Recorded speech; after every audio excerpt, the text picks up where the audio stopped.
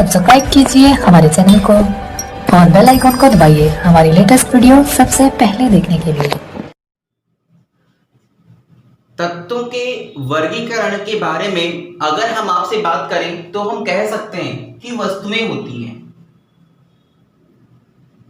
वस्तुएं होती हैं या वस्तुओं होती हैं और प्राणी होते हैं। इन सब को हम वस्तुएं तो आपकी बहुत सारी प्रकार की होती हैं। प्राणियों में अगर हम बात करें तो मेल और फीमेल की किसकी बात करते हैं? मेल, फीमेल, जानवर, एनिमल्स हो जाएंगे, बहुत सारे हो जाएंगे, ठीक है। फिर हम उनको उनके गुणधर्मों यानी कि प्रॉपर्टीज, क्या लिखे हम? गुणधर्म के आधार पर हम सभी इनको अलग अलग प्रकार से क्या करते हैं? डिवाइड करते हैं, विभाजित करते हैं और उनको हम उनके गुणधर्म के आधार पर वस्तुएं जहां होंगी हम उनको वहां रखेंगे, प्राणी जहां होंगे हम उनको प्राणियों को वहां रखते हैं। यानी कि इन दोनों के कैटेगरी क्या होंगी? अलग अलग होंगी। ये नहीं कि जहां वस्तु होगी वहां प्राणी को भी रख दें, नहीं। हम क्या करेंगे? जहां पर वस्तु होगी तो वस्तु को रखेंगे, जहां पर प्राणी होगा वहां पर हम क्या करेंगे? प्राणियों को रखेंगे। इन दोनों की कंडीशंस को अलग अलग क्या कर दिया गया है? डिवाइड कर दिया गया है। गुणधर्म के आधार पर हम बहुत सी वस्तुएं मिलती हैं। गुणधर्म के आधार पर बहुत सी वस्तुएं मिलती हैं। जैसे फलों की दुकान पर केवल हम फल खरीद सकते हैं। सही बोला कि फल है और फलों की दुकान पे हम क्या कर सकते हैं? केवल फल ही खरीद सकते हैं। ये फल की दुकान हो गई मेरी और फल की दुकान पे हम क्या करेंगे? केवल फल खरीदेंगे। सब्जी वालों की दुकान पे सब्जी खरीदेंगे। और अगर हम कहें मुझे फीवर है तो हम कहाँ जाएंगे? डॉक्टर के पास जाएंगे। दवाई लेनी है, मेडिसिन से लेनी तो कहाँ जाएंगे? मेडिकल स्टोर पे जाएंगे। अगर मुझे साबुन लेना है तो मैं किसी न किसी किराना स्टोर की दुकान पे जाऊंगा। तो हमने कहा कि इन सब की विधियों को, इन सब के गुणों के आधार पर हम सभी ने इनको क्या किया? विभाजित किया। फल वाली दुकान अलग कर दी, सब्जी की दुकान अलग कर दी, किराने की दुकान अलग कर दी और क्या किया? मेडिकल स्टोर की शॉप दुकान अलग कर दी और क्या किया? डॉक्टर्स की शॉप जो है, क्लिनिक को हमने अलग कर दिया। नहीं कि हर एक चीज को एक जगह इकट्ठा कर दिया, नहीं, ऐसा नहीं हो सकता कि हर एक चीज को हमने क्या किया? अलग अलग किया। इसी तरह से जो हम इस तत्वों को आवर्ती वर्गीकरण के अंदर तत्व के बारे में पढ़ने वाले हैं, तो इसमें कहा गया है कि जब हम फल की दुकान को, सब्जी की दुकान को, किराना की दुकान को, हर एक को जब हम अलग कर सकते हैं तो साइंटिस्ट के दिमाग में आया कि क्यों ना हम सभी तत्वों के वर्गीकरण, तत्वों को भी अलग प्रकार से रखा जाए, उनके गुणधर्मों के बारे में पढ़ा जाए। जब साइंटिस्ट ने गुणधर्म के आधार पर तत्वों को अलग अलग प्रकार से विभाजित किया तो उसमें कुछ न कुछ सिद्धांत निकल के आए। तो हम सभी क्या पढ़ने वाले? कुछ इंपॉर्टेंट्स जो आपके बोर्ड पेपर के लिए इंपॉर्टेंट होते हैं, उनके लिए हम सभी क्या पढ़ेंगे? सिद्धांत। जब गुणधर्मों के आधार पर इनको वर्गीकृत किया गया तो सन 1808 ईस्वी में एक साइंटिस्ट आए, डाल्टन ने बताया कि तत्वों को हम उनके परमाणु भारों के क्रम में रखेंगे। काहे में रखेंगे? परमाणु भार के क्रम में रखेंगे, जिसे आजकल हम सभी परमाणु द्रव्यमान के नाम से जानते हैं। किसके नाम से जानते हैं? परमाणु द्रव्यमान के नाम से जानते हैं और इसे स्वीकारा गया। लास्ट में इसको हमने स्वीकारा और कहा कि आखिरी में इसके लिए एक पीरियोडिक टेबल का निर्माण किया गया, इसके लिए एक सारणी का निर्माण किया गया। जब हम परमाणु द्रव्यमान के बारे में अध्ययन कर लिए, साइंटिस्टों ने इसके बारे में अध्ययन कर लिया, तो फिर निकल के आए तत्व धातु और अधातु। किसमें निकल के आए? मेटल एंड नॉन मेटल, यानी कि धातु और अधातु। धातु और अधातु के बारे में अध्ययन करते करते इन्होंने बहुत सारा अध्ययन किया, धातु और अधातु में वर्गीकृत किया। जितने भी तत्व हमको मिले, स्टार्टिंग में हमें 63 तत्व मिले थे। इन 63 तत्वों के बारे में खोज की गई, इनके बारे में गुणधर्म निकाले गए। कैसे मैं इनकी एक पीरियोडिक टेबल बनाऊं? तो फिर कहा कि सबसे पहले इनको काहे में रखा गया?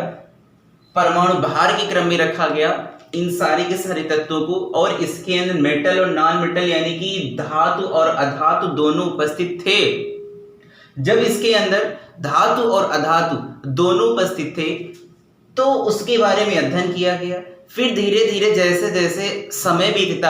जैसे जैसे समय बीतता गया और तत्वों की खोज हुई और तत्व सामने निकल के आए, उनके गुणधर्म निकल के आए। तो सबसे पहले एक साइंटिस्ट आते हैं जिनका नाम है प्राउड साइंटिस्ट आते हैं। कौन आता है? प्राउड नामक साइंटिस्ट आते हैं।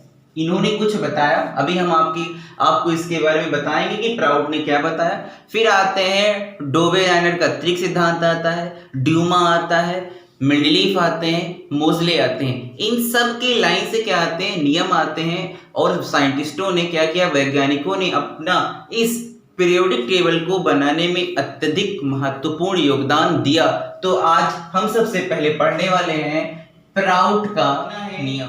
हेडिंग है तत्वों के वर्गीकरण के प्रारंभिक प्रयास। तत्वों का जब वर्गीकरण किया गया तो विभिन्न प्रयास किया गया। उसके अंतर्गत फर्स्ट हेडिंग है प्राउड की परिकल्पना कहें हम या प्राउड का नियम कहें। सन 1815 ईस्वी में, कब? सन 1815 ईस्वी में प्राउड ने बताया कि सभी तत्व हाइड्रोजन परमाणु के बने हैं। स्टार्टिंग में जितने भी तत्वों की खोज हुई थी उसमें प्राउड ने यह बताया कि जितने भी तत्व हमको मिले वह सारे के सारे काहे से बने थे? हाइड्रोजन से बने थे। कहीं हद तक इनकी बात तो सही निकली। फिर क्या था? इसलिए वे परमाणु द्रव्यमान द्वारा एक दूसरे से संबंधित होते हैं। क्या कहा?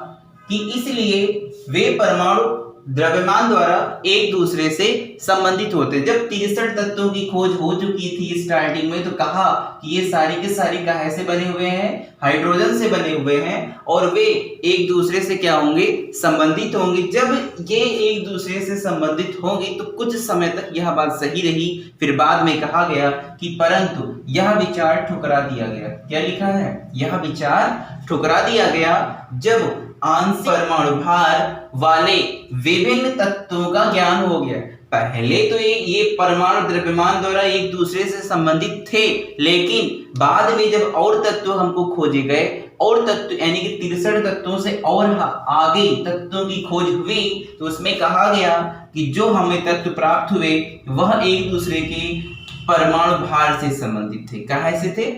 परमाणु भार से संबंधित है। जैसे हम देख लें कि क्लोरीन का परमाणु भार कितना होता है? 35.5 होता है। तो अगले वाले जब आगे तत्वों की खोज हुई तो कहा गया कि आज जितने भी तत्व हमको मिले वह परमाणु भार के क्रम में मिलते गए। हमारे प्राउड का नियम क्या था? गलत सिद्ध हो गया। गलत नहीं सिद्ध हुआ, हद तक सही था, पर साइंटिस्ट ने कहा कि अगर हमें और तत्व आगे मिलते हैं तो हम इनके हिसाब से उनको आवर्त सारणी में नहीं रख सकते हैं। तत्वों के वर्गीकरण के प्रयास में अगली हेडिंग है डोबे-राइनर के त्रिक नियम। साइंटिस्ट आए डोबे-राइनर। इन्होंने 1827 में प्राउड आपके आए थे आपके 1815 ईस्वी में और कुछ समय बीता तो आपके साइंटिस्ट आए डोबे-राइनर। कौन सा कितना सन था? 1827 ईस्वी में। इसकी और इसके बीच में अंतर हुआ, कुछ सालों का अंतर हुआ।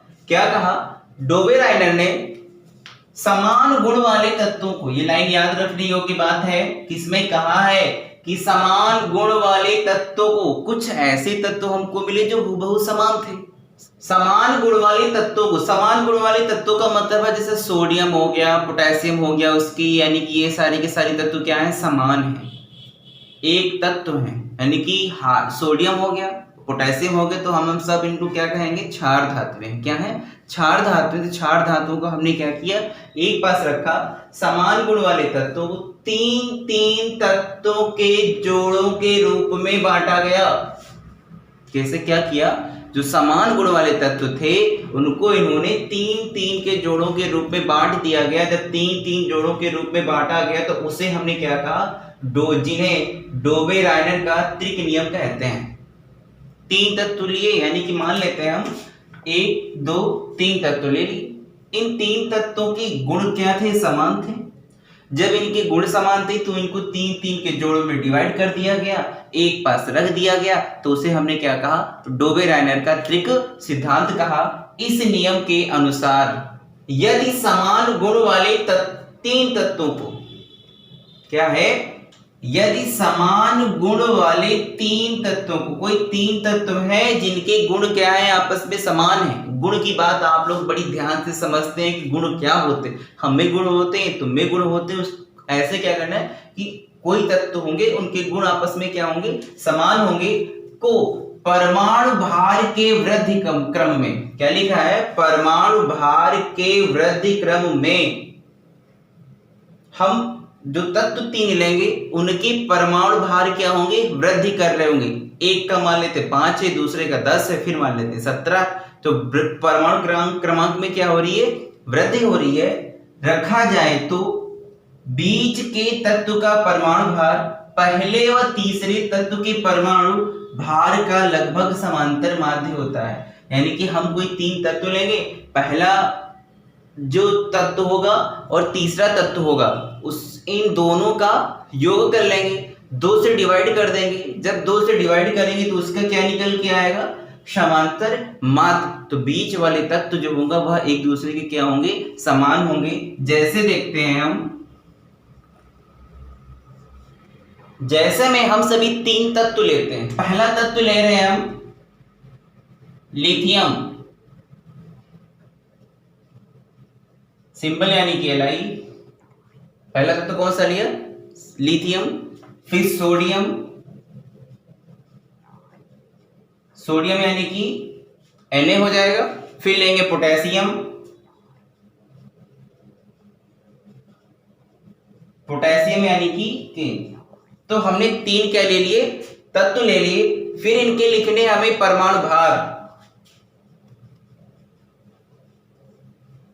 क्या लिखने हैं, इनकी सभी परमाणु भार लिखने। तो पहला लिखना है 7, लिथियम का परमाणु भार कितना होगा, 7 होगा। सोडियम का परमाणु भार 23 होगा और पोटेशियम का परमाणु भार कितना होता है, 39 होता है। आपने कहा परिभाषा में, यदि समान गुण वाले तीन तत्वों को, हमने तीन तत्व ले लिए, समान गुण वाली तीन तत्वों को, तीन तत्व हमने ले लिए, इनके गुण आपस में क्या है, समान है, परमाणु भार के वृद्धि क्रम में। तो ये परमाणु भार की क्या है, वृद्धि क्रम में है। रखा जाए तो बीच के तत्व का परमाणु भार, इसको ऐड करो और इसको ऐड करो, 7 + 39/2, समांतर माध्य निकालना है, मध्यमान होता है। ऐड करने पे कितना आएगा, 46/2, और जब हम इसको डिवाइड करेंगे तो कितना आएगा, 23। कितना आया, 23 आया। क्या लिखा, बीच के तत्व का परमाणु भार पहले व तीसरे तत्व के परमाणु भार का लगभग समांतर माध्य होता है। इसको ऐड, इसको पहले वाले को तीसरे वाले को ऐड करो, 2 से डिवाइड करो, तो बीच वाले तत्व का क्या निकल के आता है, माध्य निकल के आता है, समांतर माध्य निकल के आता है। उम्मीद करते हैं कि आपको हमारा वीडियो पसंद आया होगा, इसलिए आप सभी हमारे चैनल को सब्सक्राइब करें, वीडियो को लाइक करें। Thanks for watching.